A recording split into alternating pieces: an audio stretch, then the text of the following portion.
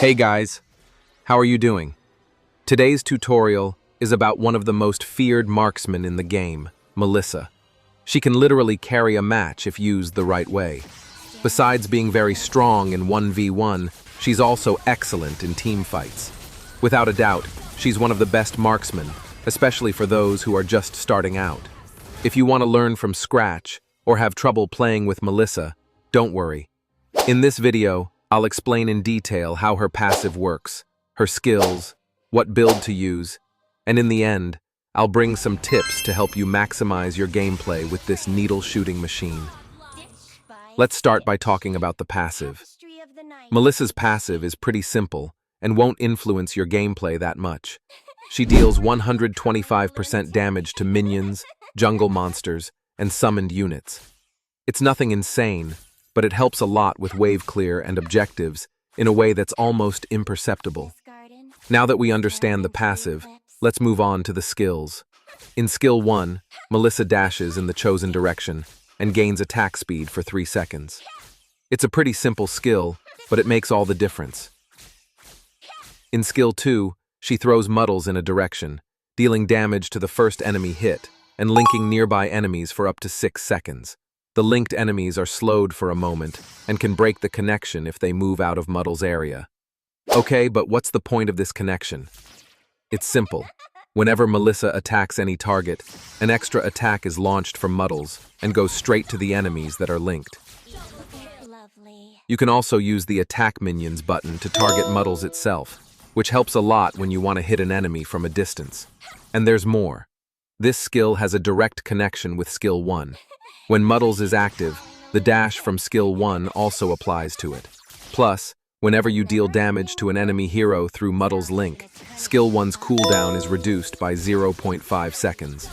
Knowing how to combine these two skills is the secret to really mastering Melissa and making a difference in the match. For her ultimate, Melissa creates a force field around her that repels and stuns enemies that touch it. This field lasts 4 seconds and can move with her once if she's about to leave its limit. This is Melissa's main form of defense, especially against melee heroes.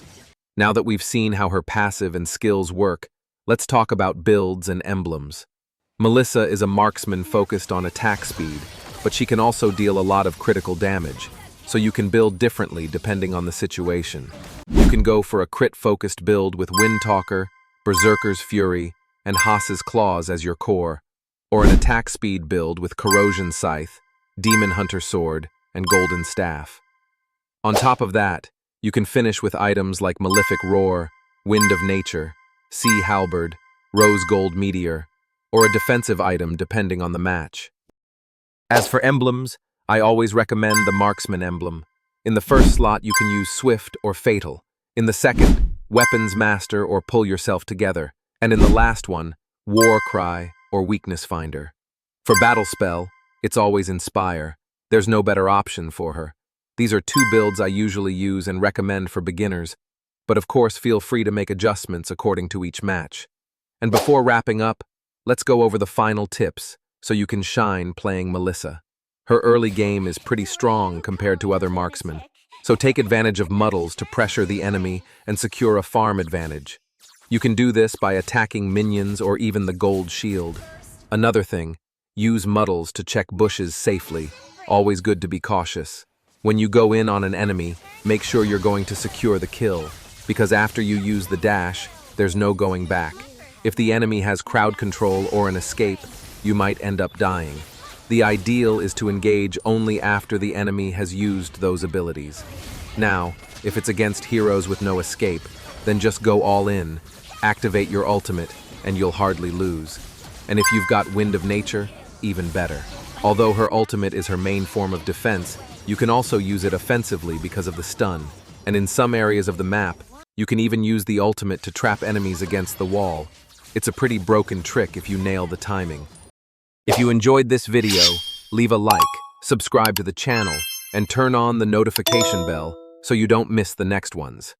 Thank you so much, and see you next time.